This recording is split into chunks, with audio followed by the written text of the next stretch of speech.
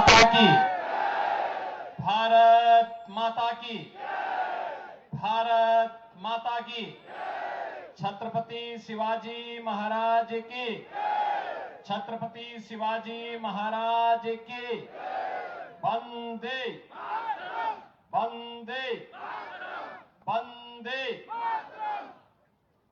राष्ट्र संत तुगड़ोजी महाराज की इस पावन धरा को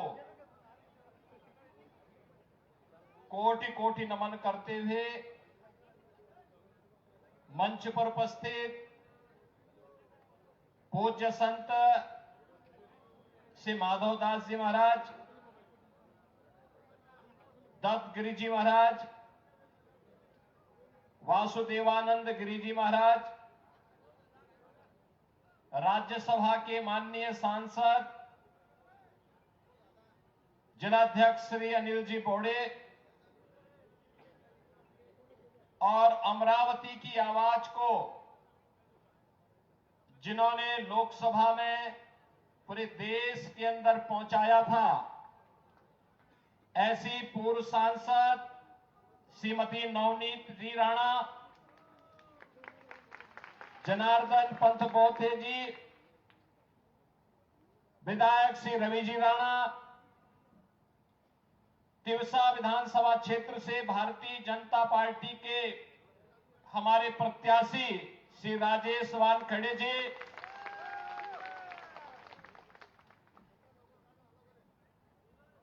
मंच पर उपस्थित भारतीय जनता पार्टी, शिवसेना, एनसीपी के हमारे सभी पदाधिकारीगण, महायुति गठबंधन से जुड़े हुए सभी उपस्थित बहनों और भाइयों, ये मेरा सौभाग्य है कि आज मुझे हिंदवी स्वराज के संस्थापक छत्रपति शिवाजी महाराज की पावन धरा पर आप सबके साथ संवाद बनाने का एक सौभाग्य प्राप्त हो रहा है। मैं छत्रपति शिवाजी महाराज और महाराष्ट्र की इस धरा को कोटि कोटि नमन करते हुए मां तुलजा भवानी और भगवान विठोबा के आशीर्वाद की इस पावन धरा को नमन करता हूं। तिवसा विधानसभा क्षेत्र से जुड़े हुए आप सभी बंधुगण का हृदय से अभिनंदन करता हूं। बहनों और भाइयों, हम लोग तिवसा में खड़े हैं। राष्ट्र संत तुगड़ोजी महाराज ने जिस धरा से राष्ट्र धर्म का शंखनाद किया था, मैं राष्ट्र धर्म की बात इसलिए कर रहा हूं क्योंकि कुछ लोग होते हैं भारत के अंदर जो भारत के अंदर जब भी हमारा कोई शोभा यात्रा निकलती है, कोई पर्व और त्योहार, पावन पर्व आता है, कहीं रामनवमी का, कहीं पर कोई अन्य धार्मिक शोभा यात्रा निकल रही होती है, उस समय उन्हें उस शोभा यात्रा को देख करके गर्व के और श्रद्धा का भाव आने की बजाय वे पाकिस्तान का झंडा लहराते हुए दिखाई देते हैं।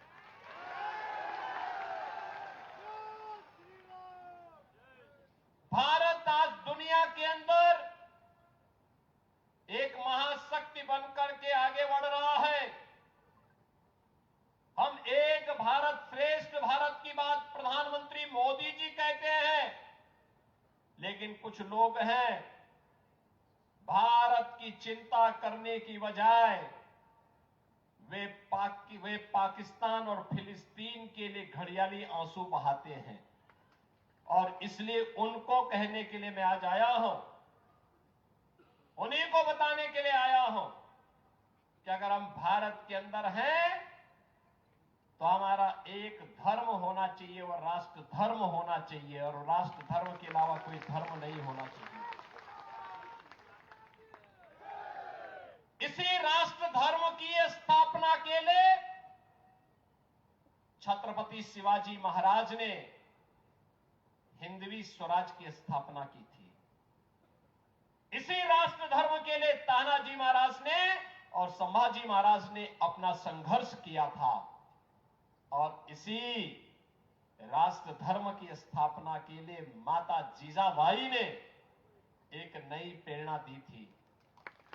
यही राष्ट्र धर्म है जो छत्रपति शिवाजी महाराज को समर्थ गुरु रामदास ने प्रेरणा प्रदान करके आगे बढ़ाया था, और यही राष्ट्र धर्म है जो राष्ट्र धर्म जिसको राष्ट्र संत तुकडोजी महाराज ने इस क्षेत्र से पूरे देश के अंदर फैलाने का कार्य किया था। महाराष्ट्र की धरती इस दिशा में बहुत सौभाग्यशाली है। इसने राष्ट्रवीरों को दिया है। इस धरा ने शौर्य और पराक्रम के लिए भारत के लिए लड़ने वाले वीरों की एक लंबी श्रृंखला दी है। तो इस धरा ने राष्ट्र संतों को भी दिया है। ये वही धरा है जिसने समाज सेवी भी देश को उसके अनुसार प्रदान किए हैं, और इसलिए महाराष्ट्र की इस धरा को कौन ऐसा भारतीय होगा जो श्रद्धा और सम्मान के भाव के साथ अभिनंदन न करना चाहता होगा। यही तो धरती है, यही तो धरा है जिसने बाबा साहब भीमराव अम्बेडकर देश को दिए। यही तो धरा है जिसने स्वराज मेरा जन्मसिद्ध अधिकार है, मैं इसे लेकर के रहूंगा, लोकमान्य तिलक महाराष्ट्र की धरा ने ही देश को दिया था। यह वही धरा है जिसने वीर सावरकर, जिन्हें एक जन्म में 2-2 आजीवन कारावास की सजा हुई थी, भारत की आजादी के लिए जिन्होंने अपना सर्वस्व न्यौछावर किया था, वीर सावरकर की इस धरा को भी मैं कोटि कोटि नमन करते हुए आप सबका अभिनंदन करता हूं। बहनों और भाइयों, आज जब महाराष्ट्र विधानसभा का यह चुनाव चल रहा है, दो महागठबंधन आमने सामने हैं। एक और भारतीय जनता पार्टी के नेतृत्व में एनडीए महायुति गठबंधन के रूप में आपके सामने अपने मुद्दों, अपने मूल्यों और अपने आदर्शों के साथ है, और दूसरी तरफ महाअघाड़ी गठबंधन कांग्रेस के नेतृत्व में। और जब महाअघाड़ी की बात आती है तो मैं कहता हूं ये महाअघाड़ी नहीं, यह महाअनाड़ी गठबंधन है। महाअनाड़ी इसलिए क्योंकि जिसको राष्ट्र धर्म की चिंता नहीं,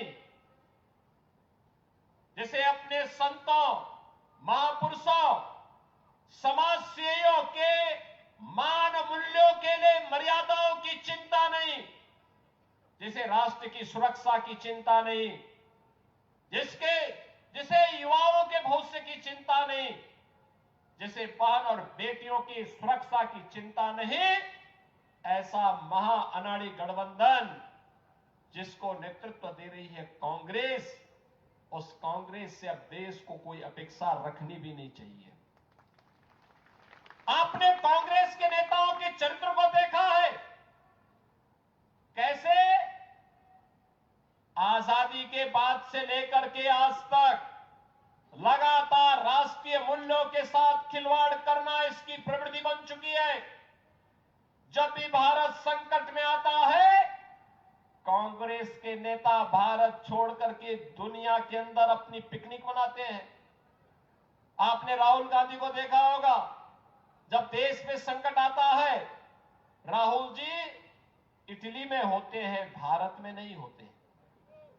दुनिया के अंदर जाते हैं, भारत की निंदा करते हैं, भारत के बारे में अपमानजनक टिप्पणियां करते हैं, भारत को कोसने में कोई कोताही नहीं बरतते हैं, और जब भी भारत के मूल्य और आदर्शों की स्थापना की बात आती है, कौन नहीं जानता है कि अयोध्या में राम मंदिर के मार्ग के जितने भी बैरियर थे, ये सब कांग्रेस ने स्थापित किए थे।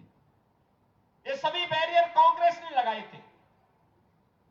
कौन नहीं जानता है देश के अंदर आतंकवाद की शुरुआत कश्मीर में धारा 370 से प्रारंभ होती है। बाबा साहब भीमराव अंबेडकर के विरोध के बावजूद कांग्रेस के उस समय के नेतृत्व ने धारा 370 को जबरदस्ती भारत के संविधान में जोड़ा था।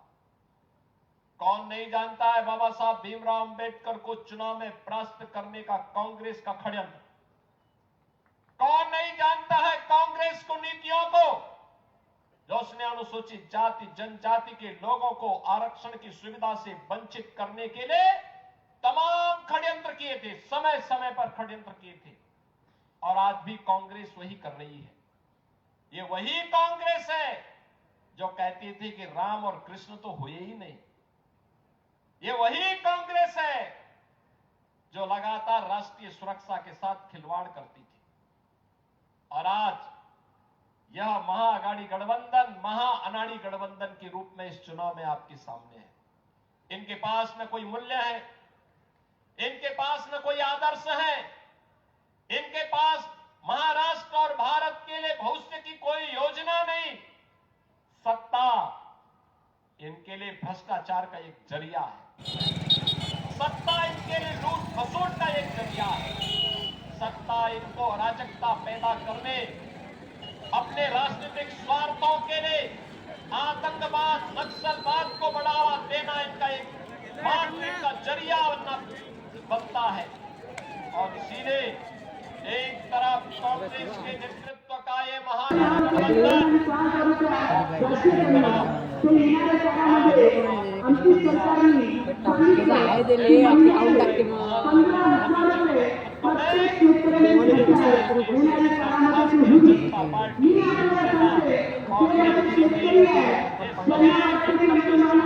बीच में है।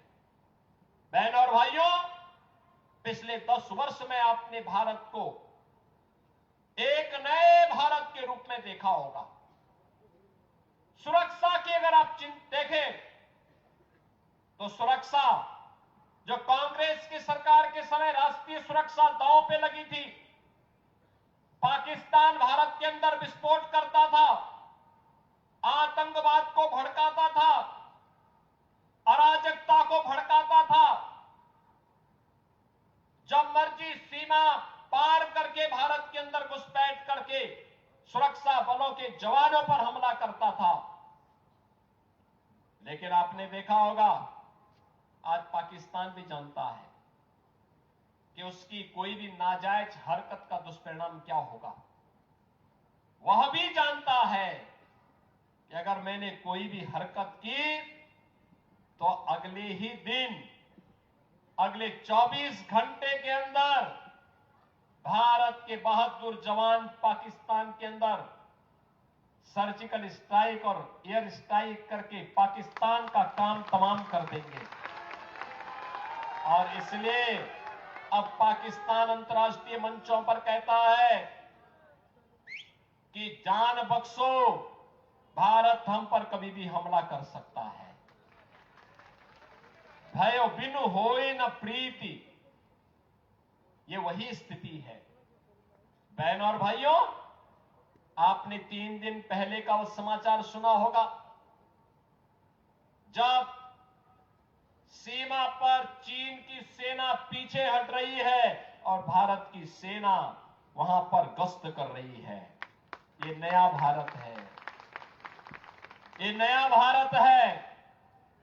किसी के सामने झुकता नहीं है, पीछे हटता नहीं है, और दुश्मन को उसी की भाषा में जवाब देना भी जानता है। ये नया भारत है। कांग्रेस के द्वारा दिए गए आतंकवाद के दंश को, धारा 370 को कश्मीर से हटा करके समाप्त करने का वादा रखता है। ये नया भारत है। अपमान का घूंट पी करके चुपचाप नहीं बैठता है। किसी कालखंड में किन्हीं परिस्थितियों के कारण अगर विधर्मियों ने कोई कार्य किया है ऐसा जो अपमानजनक है, तो उसका परिमार्जन करने का वादा भी रखता है। और वह वादा रखा है अयोध्या में प्रभु श्री राम के भव्य मंदिर के निर्माण को लेकर के। अयोध्या में 500 वर्षों का इंतजार समाप्त हुआ। 500 वर्षों के बाद इस दीपावली को भगवान राम ने अपनी जन्मभूमि पर दीपावली के उत्सव को देखा। कौन ऐसा भारतीय होगा जिसका सिर गौरव के साथ फूला नहीं हो?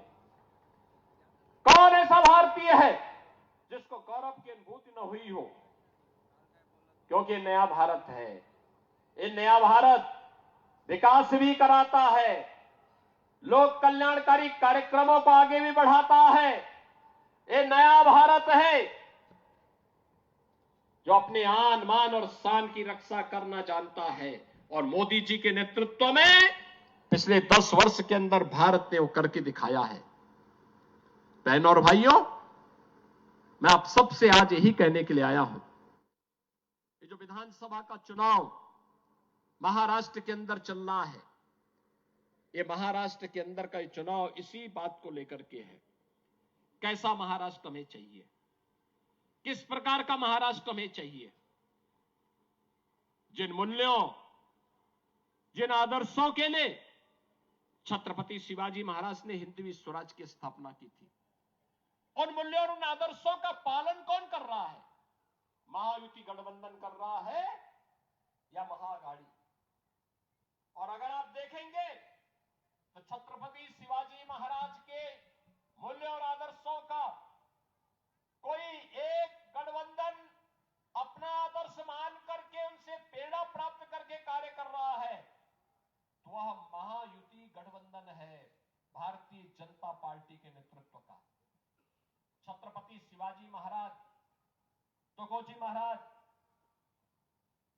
संभाजी महाराज, उत्तर प्रदेश में तात्या टोपे हो या फिर उत्तर प्रदेश की झांसी में महारानी लक्ष्मीबाई का संघर्ष हो, ये सभी तो हमें उन्हीं मूल्य और आदर्शों की स्थापना की प्रेरणा प्रदान करते हैं, जिसको लेकर के आज भारतीय जनता पार्टी कार्य कर रही है।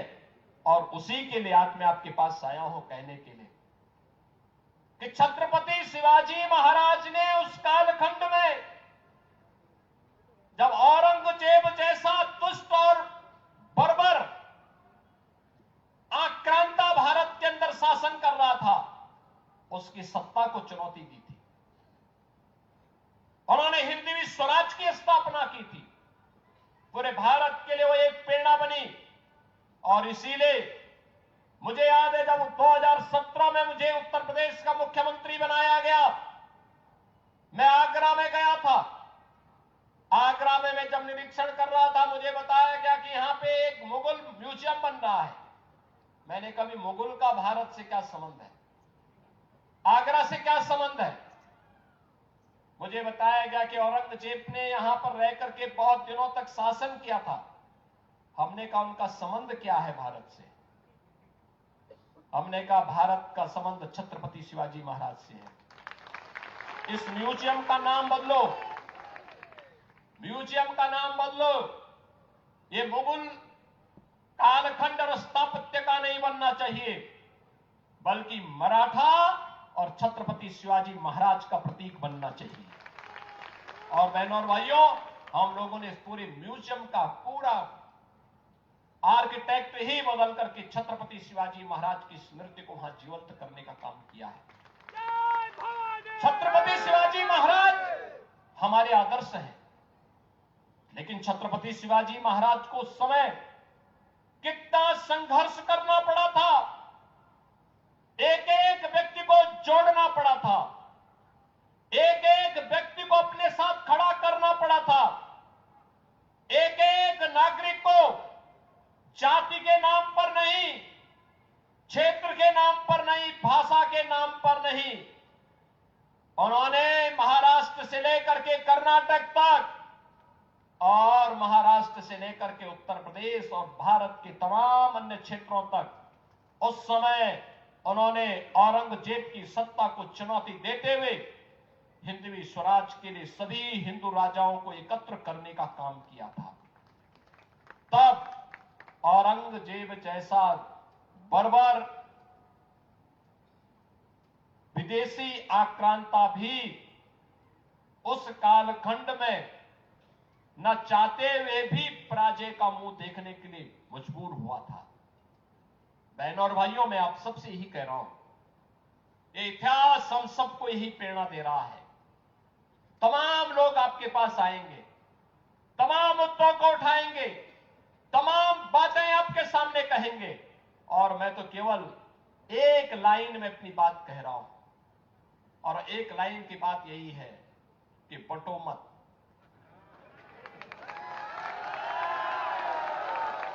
बंटो मत।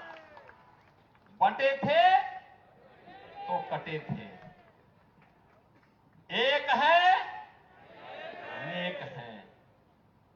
यानी बंटे थे तो कटे थे, आज एक है तो नेक हैं, एक हैं तो सेफ हैं।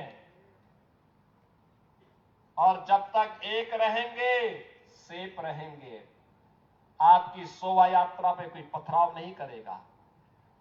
पथराव करने वाला आपके आगे आगे झाड़ू लगा करके सफाई करते हुए जाएगा।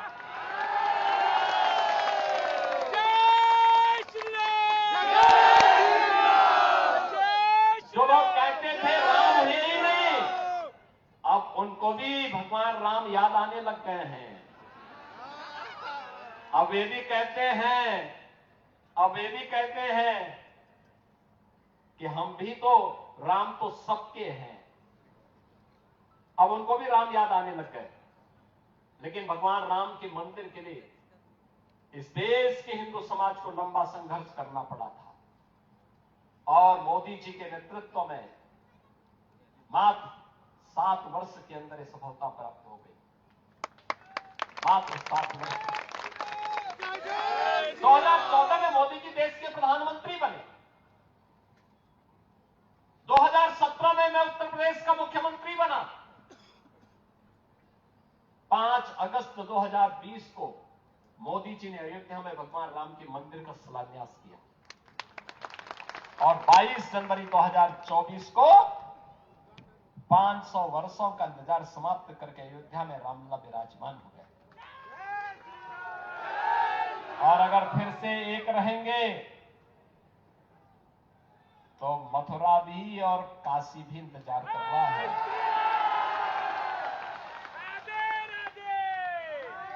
और हम लोग इसीलिए बार बार कहते हैं कि लड़ो नहीं और बंटो नहीं। ये लड़ाने वाले, ये बांटने वाले लोग कभी आपके साथ कभी खड़े नहीं होने वाले हैं, कभी नहीं खड़े होंगे। मैं देख रहा था यहां पर अमरावती में, जब श्रीमती नवनीत राणा यहां पर हनुमान चालीसा के लिए भी संघर्ष कर रही थी। याद करिए, जब बजरंग बली रहे होंगे त्रेता युग में, तब तो इस्लाम नाम की कोई वस्तु इस धरती पे नहीं थी। और आज अगर बजरंग बली की हनुमान चालीसा का पाठ हम कर रहे हैं, रामनवमी की कोई शोभा यात्रा निकाल रहे हैं, उसको प्रतिबंधित किया जाता है, उसको रोका जाता है। किन कारणों से? और जिन्हें बजरंग बली पसंद नहीं है, उन्हें जो पसंद है वहां जाएं। भारत के अंदर कौन ऐसा भारतीय होगा जो राम को न मानता हो, जो बजरंग बली को न मानता हो? और इसलिए बहनों और भाइयों, मैं आप सबसे कहने के लिए आया हूं कि चुनाव राष्ट्र धर्म का चुनाव है। हमारा सब कुछ देश के नाम होना चाहिए। हर काम देश के नाम। हमारा व्यक्तिगत कोई अस्तित्व नहीं है, कोई वजूद नहीं है, कोई मायने नहीं रखता हमारा व्यक्तिगत अस्तित्व। हमारा सब कुछ देश के लिए होना चाहिए। जो देश के हित में है वो हमारे हित में है, जो देश के विरुद्ध है वो हमारे भी विरुद्ध है। और इसी संकल्प के साथ हम सबको महाराष्ट्र की विधानसभा के चुनाव को भी लेना है। अगर देश के हित में महायुति गठबंधन की सरकार आनी है तो हर हाल में आनी है, हर हाल में लानी है, और यही आह्वान करने के लिए मैं आपके बीच आया हूं। यहां पर भारतीय जनता पार्टी ने अपने प्रत्याशी के रूप में, यहां पर भारतीय जनता पार्टी के प्रत्याशी के रूप में श्री राजेश वानखड़े जी आपके बीच में यहां पर आपको भारतीय जनता पार्टी ने प्रत्याशी बनाकर दिया है। बहनों और भाइयों, विकास कराना हो, लोक कल्याणकारी कार्य कराना हो, विरासत और विकास के अद्भुत समन्वय को आगे बढ़ाना हो, या राष्ट्रीय सुरक्षा को सुदृढ़ करना हो, ये केवल और केवल भारतीय जनता पार्टी के नेतृत्व में, मोदी जी के नेतृत्व में ही संभव हो सकता है। और इसीलिए मैं आप सबसे अपील करने के लिए आया हूं। आप सबसे मेरी अपील है कि भारतीय जनता पार्टी और महायुति गठबंधन से जुड़े हुए हमारे जितने भी प्रत्याशी हैं, श्री राजेश वानखड़े तिवसा विधानसभा क्षेत्र से,